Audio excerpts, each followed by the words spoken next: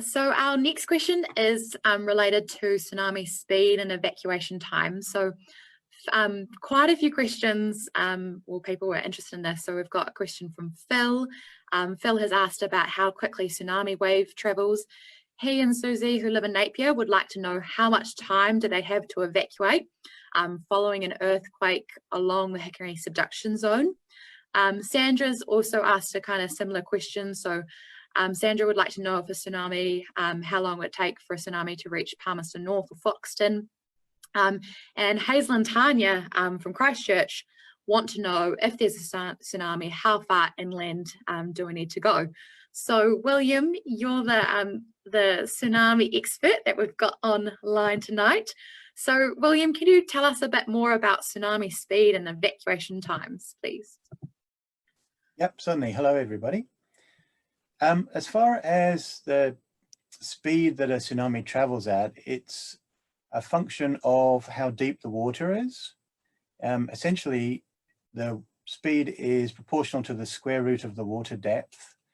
So when you're in the really deep ocean and it's about 4 kilometers deep, then the tsunami can travel at about 700 kilometers an hour, so the speed of a jet aircraft.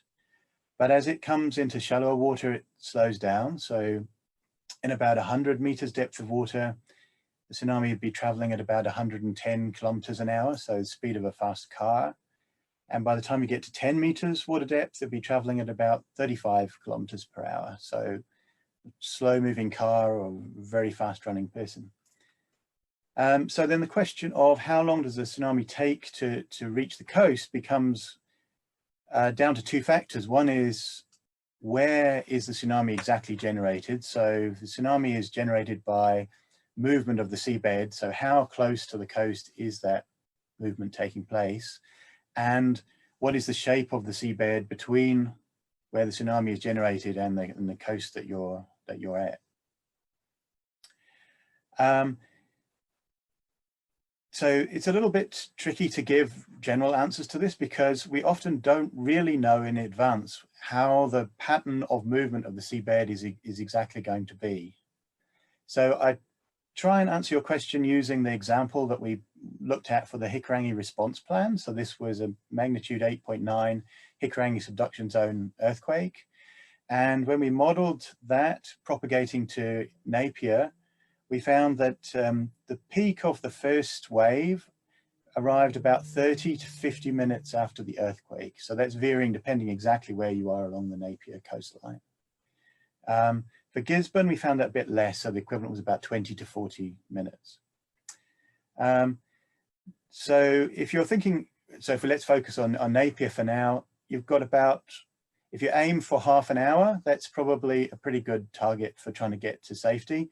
I would say though, just get ready and go as soon as you safely can, because it could take you longer to get to safety than you think. It could be crowded. If you get there early, that's good. You can move away beyond the evacuation line and leave space for the people who are behind you. A few words of caution. So sometimes if you're right down by the coast, there may be some earlier waves. So if you're right down on the beach or around the river estuary, it's a good idea to move out of those areas pretty quickly. So that's the first question. If I go to the second question, which is about Palmerston North and Foxton. So that one, well, I don't think there's any risk of a tsunami reaching Palmerston North, the main city itself. That's too far inland.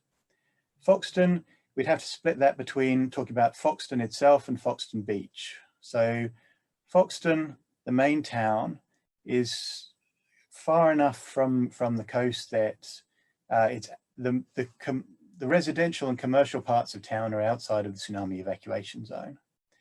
What you do have to be careful of is tsunamis can be quite good at traveling up rivers. So you could have a wave going up the Manawatu River. So I would, I think you need to keep away from the Manawatu River, its floodplains, and the tributary of the Manawatu River that goes around through near to Foxton. So as long as you stay away from the river, I think you're okay in Foxton. Foxton Beach is a different story because that's right right by the coast and quite low lying in places. So Foxton Beach is definitely within the tsunami evacuation zone, and that's definitely a place where you feel the long or strong earthquake, you want to get gone quickly. Around times, it's a little difficult. We don't have any detailed modeling. Some of the faults offshore of the Foxton Beach area are relatively close. So although those particular faults are relatively low activity, so relatively low chance that you get a tsunami from them, but they are close. So there's a small chance it could arrive, within a few minutes. So do go quickly as a precaution, but that's mostly precautionary. So what's the next question was about Christchurch. Shall I go on to that one, Kate? Yeah, yes, please, William. So there's a question about how far inland should you go in Christchurch to avoid tsunamis? And the answer there is it is very variable. And the best thing really is to go to look at the Christchurch City Council website. And if you search for Christchurch tsunami evacuation maps, you'll see how much variation there is. So as I mentioned about Foxton, tsunamis can travel quite a long way up rivers. So along the Avon and Heathcote rivers, you can get several kilometers from the coast and you're still in the tsunami evacuation zone. Whereas if you're in one of the hilly suburbs on the south side of the harbour, the tsunami might only go 100 meters or so. So it's very variable, and best to look at the council tsunami evacuation maps. I think there was one other question about someone in Bishopsdale in Christchurch. I think Bishopsdale is quite a long way from the coast. I don't believe there's any tsunami risk to Bishopsdale.